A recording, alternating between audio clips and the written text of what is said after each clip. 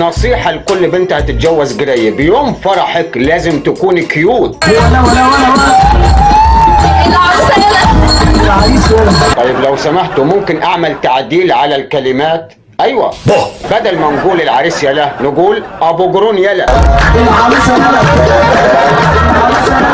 ايه يا جماعه، هو التعديل مش عاجبكم؟ طب نسمع حته من الاغنيه وهقول لكم على تعديل في الكوبليه الثاني. يلا.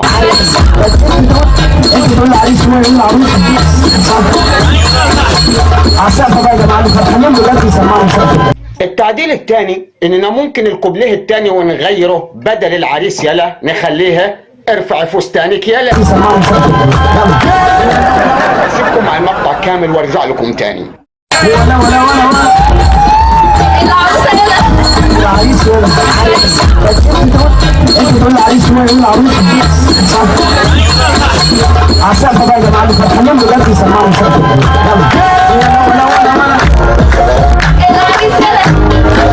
العريس يلا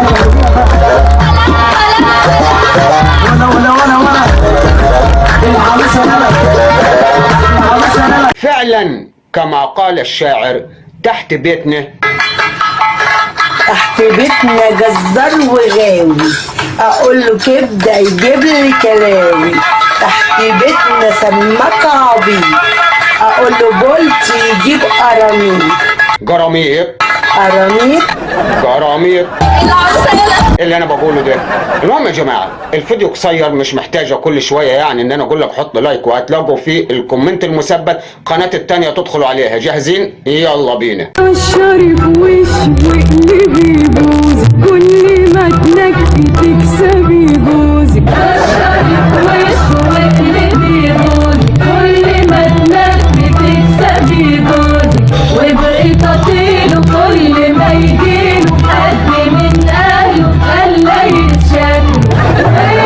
ايه بعديها ارجع يدينا. طبعا انت بقيت عروسه كيوت واتجوزتي.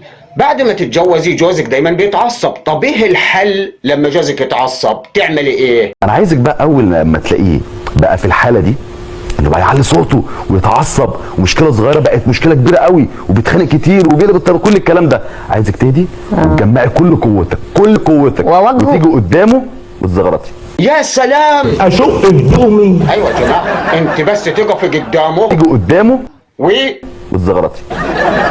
طبعا وانا اوعدك بعد ما تقفي قدامه وهو متعصب وتزغرتي، احنا هنيجي نزورك في قسم العظام.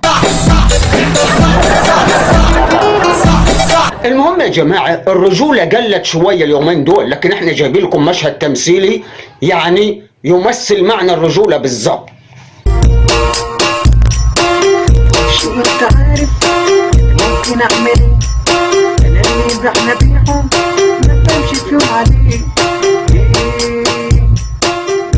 يا سلام على الرجوله. احمص. امال ايه يا جماعه؟ شايفين الواد الشهم عمل ايه؟ ايوه معفنين، ولا فرقه معاه، رمى الشنطه في وشها. ايوه جزم.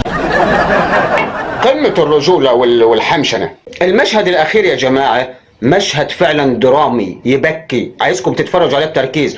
واحد اخوه الصغير مدمن وهو بينصحه. اتفضل يا عوضين هات المشهد ده. بيرجع يا جماعة الفن اتطور، لازم المسلسل اللي يبدأ بمشهد ترجيع يبقى مسلسل درامي قوي. الفسيخ النتن. رجع يا عم ولا يهمك، رجع هات اللي في بطنك، بس كمل المشهد يعني.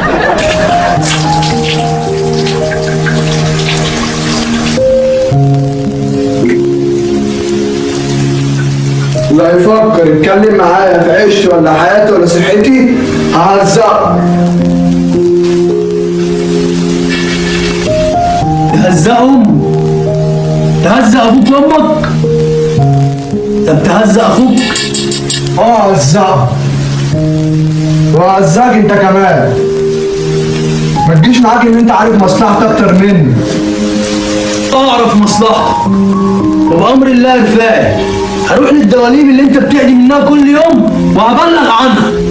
انت لو كنت جميل واسمر يبقى هتساوي واحد، ولو كنت جميل المظهر حط صفر جنبيها، ولو عندك مال حط صفر جنبيها، وهتساوي 100.